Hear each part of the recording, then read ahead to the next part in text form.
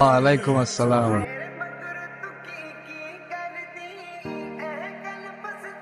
মা, তোমার নাম কি? অনন্যা চৌধুরী।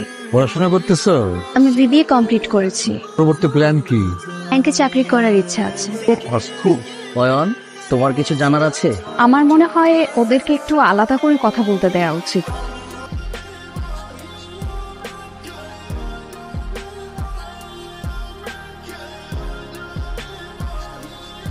আমি অয়ন, ঢাকা একটা মাল্টিন্যাশনাল কোম্পানিতে জব করছি। This is the first time আমি কোনো মেয়ে দেখতে আসছি উইথ মাই ফ্যামিলি। আপনার যদি কিছু জানার থাকে আপনি আমাকে জিজ্ঞেস করতে পারেন। ঢাকায় কি একাই থাকা হয়? জি, একটা ছোট বাসা নিয়ে। আপনার বাকি তো ভালোই কথা পারে। আর কি কি পারে ও? আমি যখন গান গাই ও আমার সাথে গান করে। আপনি গান গাইতে পারেন? একটা গান শোনাবেন? অতটা ভালো পারে না, রুম থেকে এখন গান গাইলে ড্রয়িং রুম থেকে শোনা যাবে। পরে কখনো শোনাবনি। আপনি যদি কিছু মনে না করেন আমরা কি একজন আরেকজনের নাম্বার এক্সচেঞ্জ করতে পারি? ফোনে গান শুনবো। জি। সরি, আমার মনে হয় নাম্বারটা এভাবে চাওয়া ঠিক হয়নি। এডমিটে বসে ভুল করে ফেললাম নাকি? আমি না দিলেও তো মা দিয়েই দেবে। আমি দিই না, সমস্যা নেই, শেয়ার তো আমরা করতেই পারি। হ্যালো। কি? সত্যিই তো, কি ভালো। ছবিটা এটা আপনি এঁকেছেন? চেষ্টা করি। আপনি ছবিও আঁকেন? টুকটাক। তোমরা একটু পাশাপাশি দাঁড়াও তো। এই ঐশী, একটু ছবি তো। বাহ, কাটিয়েছি। আজিম ভাই, আপনারা যদি কিছু মনে না করেন, আমরা অনন্যার একটা আংটি পরাই নিতে চাই। আমাদের কোনো আপত্তি নাই।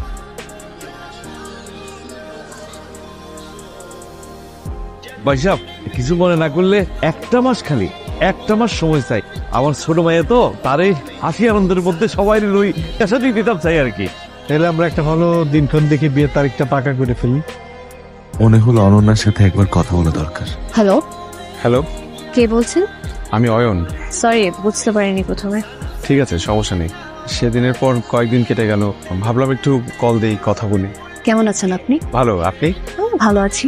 হুট করে মা সেদিন আংটি পরিয়ে দিল আপনাকে। আপনার মতামত তো জানার সময় পাইনি। আমি ভাবছিলাম যে আমরা একটু একজন আরেকজনকে ভালোভাবে জানি, একটু কথা বলি। বুঝতে পেরেছি, আমিও আসলে প্রস্তুত ছিলাম না। আচ্ছা, আপনার কি আরো কিছু জানার আছে? একজনকে জানতে হলে তার সাথে মিশতে হয়, এভাবে জিজ্ঞেস করলে তো হয় না।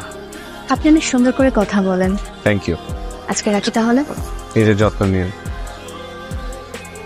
সমুদ্র আমাদের দুজনেরই পছন্দ, তাই সমুদ্রের পাড়ে আমাদের দেখা করার জায়গাটা ঠিক করলাম। আপনি এভাবে তাকিয়ে আছেন কেন? আপনাকে আজ বেশ সুন্দর লাগছে। আচ্ছা, আপনার পছন্দের রং কি? আমার সব রঙই পছন্দ। আপনার? সাদা। সাদার মধ্যে একটা শুভ্র ব্যাপার আছে, বোঝা যায়। ফেসবুকে আপনার সব ছবি, সাদা শার্ট, সাদা পাঞ্জাবি। আপনি আমাকে স্টক করেন নাকি? করেছিলাম একদিন। না, আপনি করেন না? চেষ্টা করেছিলাম কিন্তু সাকসেসফুল হয়নি। আপনার প্রোফাইল লক করা। ভেবেছিলাম রিকোয়েস্ট দিব, পরে ভাবলাম আপনি কি মনে করেন। আপনি তো কদিন পর আমাদের বাসায় আসবেন, তখন আপনার প্রোফাইল থেকে একটা অ্যাড রিকোয়েস্ট পাঠাবো নিজ উদ্যোগে। আপনাকে হাসলে খুব সুন্দর লাগে। আপনি কখনো প্রেম করেননি? আচ্ছা, আপনি কি এটা জানার জন্য আজকে দেখা করতে চেয়েছেন? না না, দেখেন সবারই তো অতীত থাকে, এমনি জিজ্ঞেস করলাম। আমি আসলে এই বিষয়গুলো নিয়ে কথা বলতে চাই না।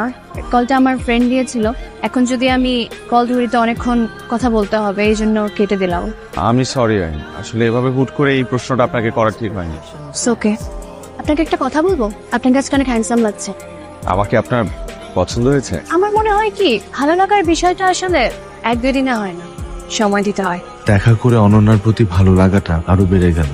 অফিস, বিয়ের, শপিং সবকিছুর মধ্যে সময়টা খুব তাড়াতাড়ি চলে যাচ্ছে। এর মধ্যে বিয়ের সময়টাও ঘনিয়ে এলো। এই পাঞ্জাবিটা কেমন লাগছে? অনেক সুন্দর লাগছে। দাঁড়া, এটা প্রোগ্রামে পড়া যাবে? হ্যাঁ। আরে বাটনটা লাগালে সুন্দর লাগে। হ্যালো, হ্যাঁ বিয়ে সাহেব, কি খবর? হ্যাঁ,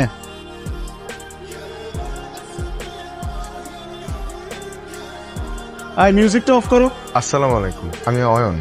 বাবা, আমি অনন্যর বাবা। অনন্য আসলে একটা চিঠি রেখে বাসা থেকে বের হয়ে গেছে, সব জায়গায় খোঁজাখুঁজি করতেছে, আমাদের কারো ফোনও রিসিভ করতেছে না।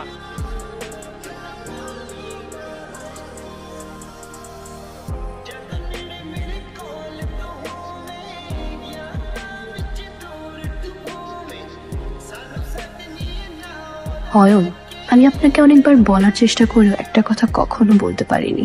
আমি একজনকে ভালোবাসি, কিন্তু বাসা থেকে ছেলেটাকে মেনে নেয়নি। সেদিন মা বলেছিল আপনারা শুধু দেখতে আসবেন, তারপরের ব্যাপারগুলোর জন্য মোটেও প্রস্তুত ছিলাম না। তুমি না বললে ওরা দেখতে আসবে, তা আংটি পরিয়ে দিয়ে গেল।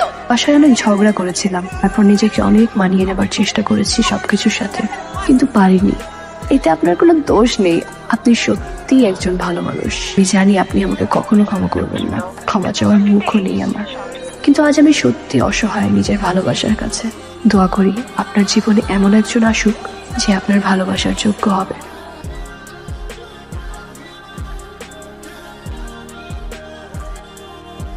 আজকে যা হয়েছে তা নিয়ে আমি কখনো কোনো কথা শুনতে চাই না। অনন্যাদের বাসায় তোমরা কেউ ফোন দেবে না। আর মা, বিয়ের কথা আমাকে কখনো আর বলবে না। আমার যদি বিয়ে করতে ইচ্ছা করে আমি নিজ থেকে তোমাদেরকে বলবো।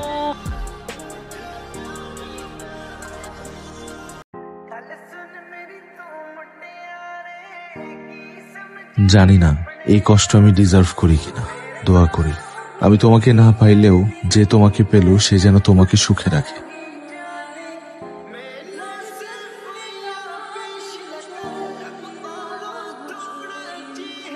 এক্সকিউজ মি, এটা আমার সিট।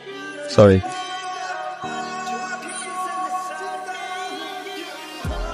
হ্যালো হ্যাঁ হ্যালো, আসিফ, তুমি ফোন ধরো না কেন? খেয়াল করি না, কি বলো না। তুমি বাসা থেকে বের হয়ে গেছি, রাতেই তো বললাম। বাসা থেকে বেরিয়ে গেছে মানে? তোমাকে না আমি না করছি? তুমি কি বুঝতেছো না আমার সিচুয়েশন কি? তুমি এখন কোথায়? আমি এখন বাসে উঠলাম, কি টাকা আসতেছে। তুমি কি পাগল হয়ে গেছো যে? তোমাকে আমি কালকে কি বুঝাইছি? আসিফ, আমার না এইসব কথা শুনতে ইচ্ছা হচ্ছে না, তুমি তোমার বাসার ঠিকানা বলো। তোমার কি মাথা খারাপ হয়ে গেছে? আমি তোমাকে বাসায় নিয়ে যাবো। বাসার পরিস্থিতি কি তুমি জানো? হ্যাঁ, তুমি বাস থেকে নেমে আমাকে ফোন দাও, আমি নিতে আসবো। আর শুনো, তোমার বাসা সিআরবির পাশে, এটা কিন্তু আমি জানি। রাখতেছি আমি। আচ্ছা, বাস তো যেখানে থামবে ওখান থেকে সিআরবি কত দূর? 1 কিলোমিটার। ফার্স্ট টাইম যাচ্ছেন চিটাগং? না, এর আগেও একবার এসেছিলাম। আমি আপনাকে আগে কোথায় যেন দেখেছি। সেই কমন ডায়লগ ছেলেদের। কোথায়? তাই তো, কোথায়? শেষ কবে আসছিলেন চিটাগং? দেখেন, আমি না অনেক ঝামেলায় আছি। সরি, আমার মনে হয় আমি আপনাকে 2 বছর আগে দেখেছি ট্রেনে। আপনি আপনাদের ফ্রেন্ডের সাথে ছিলেন। হ্যাঁ, একটা বিয়ের দাওয়াতে এসেছিলাম। আপনি বলছিলেন না যে সব ছেলে কমন ডায়লগ, সব ছেলে এক হয়। সরি, আমি আসলে অনেক প্রবলেম আছে। বাসা থেকে পালিয়েছেন? সবই তো শুনলেন।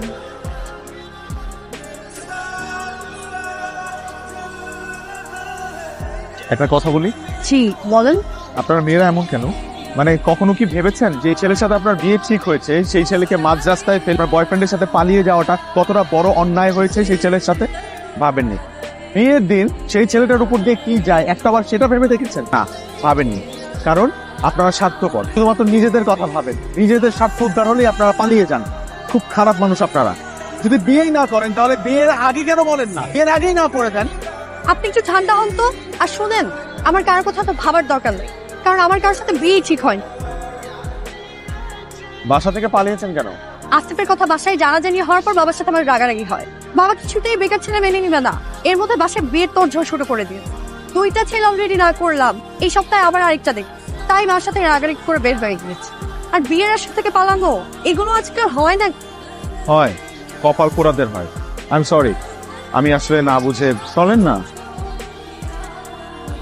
আচ্ছা, আপনি এত সিরিয়াস হয়ে গেলেন কেন তখন? সে অনেক কাহিনী। প্রবলেম না থাকলে বলতে পারেন, কষ্ট ভাগ করে নিলে কষ্ট কমে। 2 বছর আগে আমার বিয়ে ঠিক হয়েছিল।